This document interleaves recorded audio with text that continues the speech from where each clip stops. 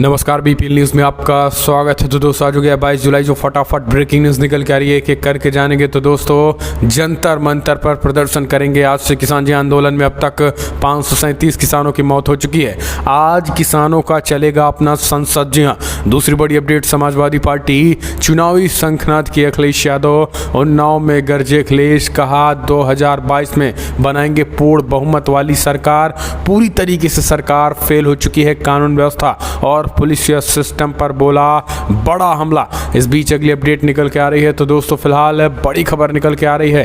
अब योगी सरकार फिर से विवादित बयान दिए हैं निषाद पार्टी के अध्यक्ष संजय निषाद ने। जी हाँ, फिर से पलटी मार दी है। जनसंख्या नीति समेत तमाम मुद्दों पर योगी सरकार को घेर लिया है।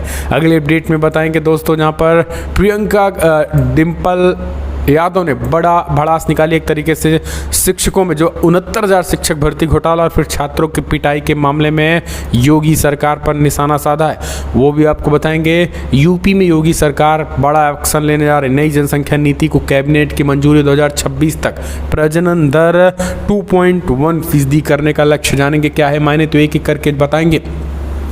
लेकिन उससे पहले छोटा सा निवेदन, अगर आपने चैनल को अभी तक सब्सक्राइब नहीं किया तो चैनल को सब्सक्राइब करो। 2022 में कौन बनेगा मुख्यमंत्री, कमेंट के माध्यम से आप अपने सुझाव देना ना भूले दोस्तों। दरअसल पहली बड़ी अपडेट निकल के आ रही है। तो दोस्तों फिलहाल कल से जंतर मंतर पर प्रदर्शन करेंगे किसान। आंदोलन में अब तक 537 किसानों की मौत की बात आई है सामने। जी हाँ, कृषि कानूनों को रद्द करने की मांग को लेकर के बीते 8 महीनों से दिल्ली की सीमाओं पर आंदोलन कर रहे किसान संगठन अब 22 जुलाई से मानसून सत्र खत्म होने हैं। 13 अगस्त तक रोज संसद के करीब जंतर मंतर पर प्रदर्शन करेंगे। संयुक्त किसान मोर्चा ने इसे किसान संसद का नाम दिया है। दूसरी तरफ संसद में सरकार के जरिए दिए गए जवाब की किसान आंदोलन के हुई किसानों की मौत का आंकड़ा उपलब्ध नहीं है। निंदा करने के संयुक्त किसान मोर्चा ने दावा किया है कि 10 जुलाई तक 537 किसान शहीद हो चुके हैं और अब किसानों का लगातार शहीद होने का क्रम जारी रहेगा। लेकिन इस बीच आज से संसद का घेराव करने का किसानों ने ऐलान कर दिया और यूपी से बड़े पैमाने पे किसान दिल्ली कूच कर चुके हैं। अगले अपडेट लेते हैं। तो दोस्तों यूपी में समाजवादी पार्टी ने चुनावी शंखनाद शुरू कर दिया। लखनऊ से उन्नाव के लिए अखिलेश यादव ने भरी हुंकार, 2022 में बनाएंगे सरकार। जी हाँ, दरअसल आपको बता दें, समाजवादी पार्टी के राष्ट्रीय अध्यक्ष पूर्व मुख्यमंत्री अखिलेश यादव ने कहा कि भाजपा के लोग झगड़ा लगाने का काम कर रहे हैं और भाजपा ने पंचायत चुनाव में नोट का इस्तेमाल किया। ब्लॉक प्रमुख तथा जिला पंचायत अध्यक्ष के पद हथिया लिए हैं। भाजपा ने सरकारी संस्थाओं को बेच दिया है। भाजपा सरकार के रहते नौजवानों की बेकारी बढ़ी, महंगाई बेलगाम हुई। 4.5 सालों में एक फैक्ट्री प्रदेश में नहीं लगी है। लोगों की सरकार ने भूखमरी के कगार पर पहुंचा दिया है। प्रदेश में मंत्रिमंडल विस्तार का कोई मतलब नहीं है। यहाँ लोकतंत्र दिखाई नहीं दे रहा है और उन्होंने कहा है कि भाजपा झूठी पार्टी है, इसे हटाया जाए। समाजवादी पार्टी इस बार 350 सीटें जीतेगी।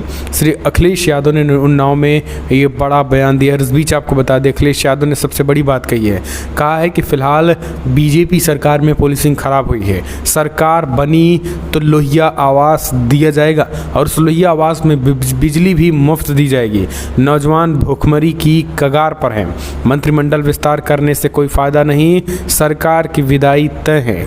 इस बार 350 से ज़्यादा सीटें समाजवादी पार्टी लाएगी। 100 पुलिस भी सपाइयों की है, 100 नंबर पुलिस की एम्बुलेंस भी समाजवादियों की बताया है। जितने भी काम सब समाजवादी पार्टी के कार्य को अपना कार्य बता दिया। इस तरीके से समाजवादी पार्टी राष्ट्रीय अध्यक्ष अखिलेश यादव ने जमकर भड़ास निकाली और बता दिया कि योगी आदित्यनाथ सरकार में ठोंकों वाला संविधान चल रहा है।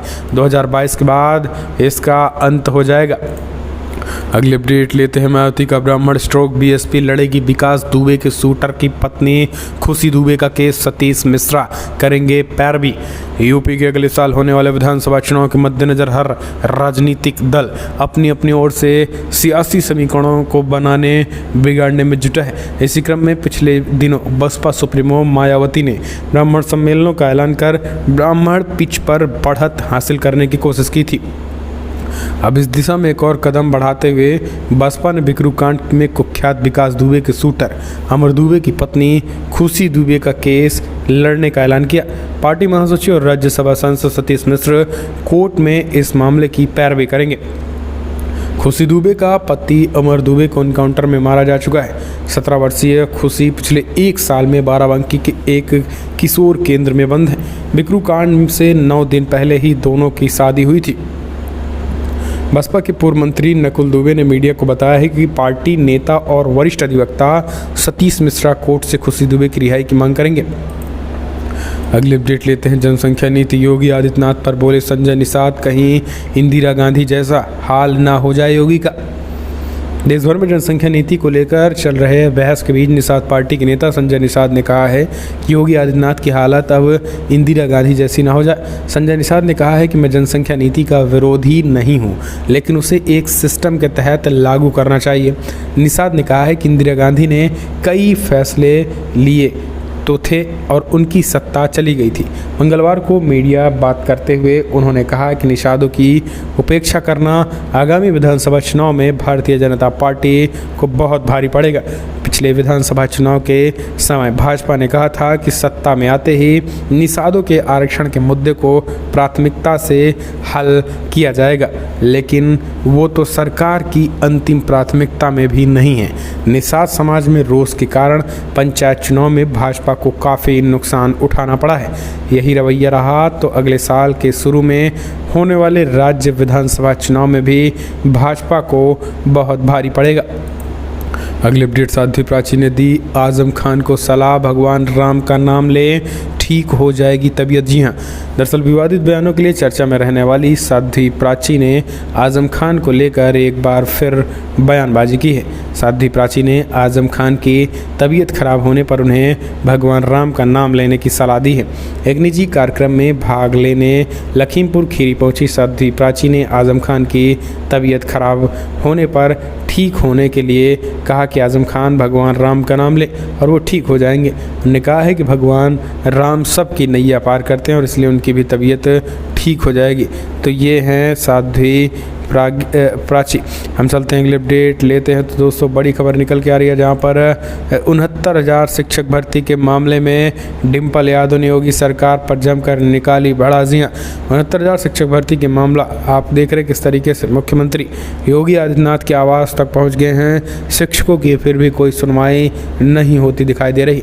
69,000 शिक्षक भर्ती के मामले में आरक्षण घोटाले का आरोप लगाते हुए छात्र अभ्यर्थी रोते बिलखते लखनऊ स्थित मुख्यमंत्री आवास पहुंचे, लेकिन वहां उन्हें लाठियां मिली और उसके बावजूद भी कोई क्रियाकलाप नहीं किया गया, जिसके बाद से अब बड़ी खबर निकल के आई है कि इस लाठीचार्ज पर डिम्पल यादव ने भड़ास निकाली। ट्विटर के जरिए उन्होंने लिखा है कि भाजपा के शासनकाल में महिलाओं पर हो रहे उत्पीड़न के काले इतिहास में आज एक अध्याय और जुड़ गया। 69,000 भर्ती मामलों में महिला प्रदर्शनकारियों पर राजाश्रय प्राप्त अधिकारियों द्वारा हिंसक कार्रवाई करना एक शर्मनाक व अति निंदनीय घटना। हैशटैग नहीं चाहिए भाजपा, इस तरीके से बड़ा बयान दिया। अगले अपडेट, मेरे खिलाफ चुनाव लड़े ओवैसी, यहाँ पुलिस हटी तो सोच लें क्या होगा, संगीत सोम की चुनौती।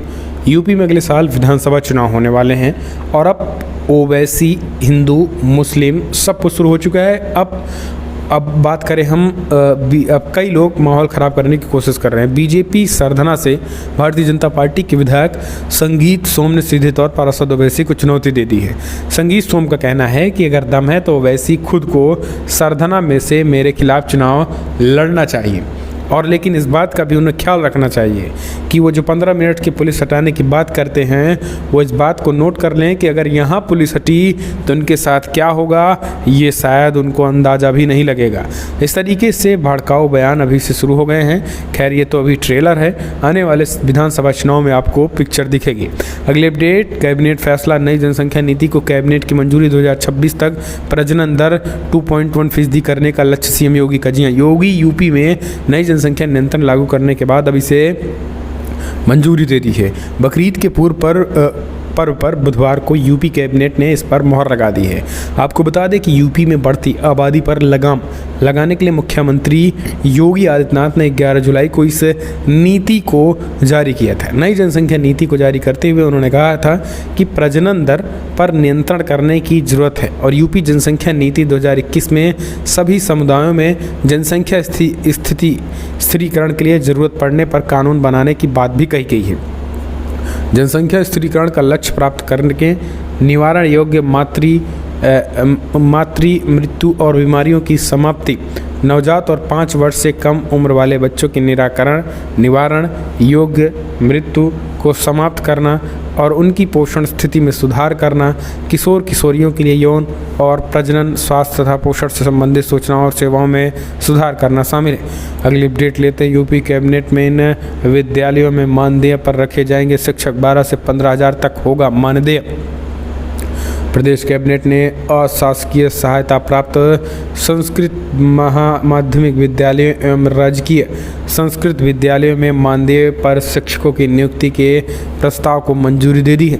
ये नियुक्तियां शैक्षणिक सत्र 2021 और 22 एवं 22 और 23 ग्रीष्मोवकाश की अवधि को छोड़कर अथवा नियमित चयनित शिक्षक के आने तक भी पहले से नितांत स्थायी रूप से की जाएंगी। संस्कृत विद्यालयों में शिक्षकों की कमी को दूर करने पठन पाठन की शुरुआत व्यवस्था के लिए ये फैसला लिया गया है। मानदेय पर शिक्षकों की व्यवस्था किए जाने के लिए जिला स्तर पर संबंधित संस्कृत अशासकीय माध्यमिक विद्यालय के प्रबंधन की अध्यक्षता में चयन समिति का गठन किया गया और इनमें संबंधित जिले के जिलाधिकारी भी शामिल हैं। अगले अपडेट मुकेश सहनी का मिशन यूपी फूलन देवी की 18 फीट मूर्ति ऊंचाई लगवाएंगे वीआईपी, 25 जुलाई को मनेगा शहादत दिवस। विकासशील इंसान पार्टी वीआईपी 25 जुलाई को बिहार और यूपी के सभी प्रमंडलों में फूलन देवी की शहादत दिवस मनाएगी। बिहार के बाद यूपी विधानसभा चुनाव की तैयारियों में जुटी वीआईपी यूपी के 18 प्रमंडलों में उनके 18 फीट की ऊंचाई प्रतिमा स्थापित करेगी। इनमें से 2 दर्जन मूर्तियों का निर्माण वीआईपी प्रमुख और पशु एवं चिकित्सक मत्स्य संसाधन विभाग के मंत्री मुकेश सहनी के पटना के 06 स्टैंड रोड स्थित आवास पर कराया गया है। वीआईपी के राष्ट्रीय प्रवक्ता देवज्योति का कहना है कि 25 जुलाई को वीरांगना फूलन देवी के शहादत दिवस पर यूपी के सभी प्रमंडलों के चिन्हित जिले वाराणसी, लखनऊ, बलिया समेत कई जगहों पर किया जाएगा। अगली अपडेट लेते हैं दोस्तों। बड़ी खबर निकल के आ रही है। तो दोस्तों फिलहाल स्मृति ईरानी फेसबुक में स्मृति ईरानी पर किया था अभद्र कमेंट तो प्रोफेसर को खानी पड़ी जेल। केंद्रीय मंत्री स्मृति ईरानी के खिलाफ फेसबुक पर कथित रूप से अपमानजनक टिप्पणी करने वाले एक प्रोफेसर को फिर से एक अदालत में आत्मसमर्पण करने के बाद जेल भेज दिया गया। दरअसल शहरयार अली ने मंगलवार को एक अतिरिक्त सत्र न्यायाधीश अनुराग कुमार के सामने आत्मसमर्पण कर दिया और अंतरिम जमानत याचिका दायर की। जज ने जमानत याचिका रद्द कर दी, जिसके बाद प्रोफेसर को जेल भेज दिया गया। फिरोजाबाद पुलिस ने मार्च में MSRK कॉलेज में इतिहास विभाग के प्रमुख अली पर महिला एवं बाल विकास मंत्री के खिलाफ एक कथित अश्लील फेसबुक पोस्ट के मामला दर्ज किया था। तो इस तरीके के ये मामले हैं। फिलहाल बड़ी खबरों में दोस्तों इतना ही। 2022 विधानसभा चुनाव क्या देखते हैं, कौन बनेगा मुख्यमंत्री, कमेंट के माध्यम से सुझाव दें। तो दोस्तों फिलहाल यूपी में अखिलेश यादव की रथ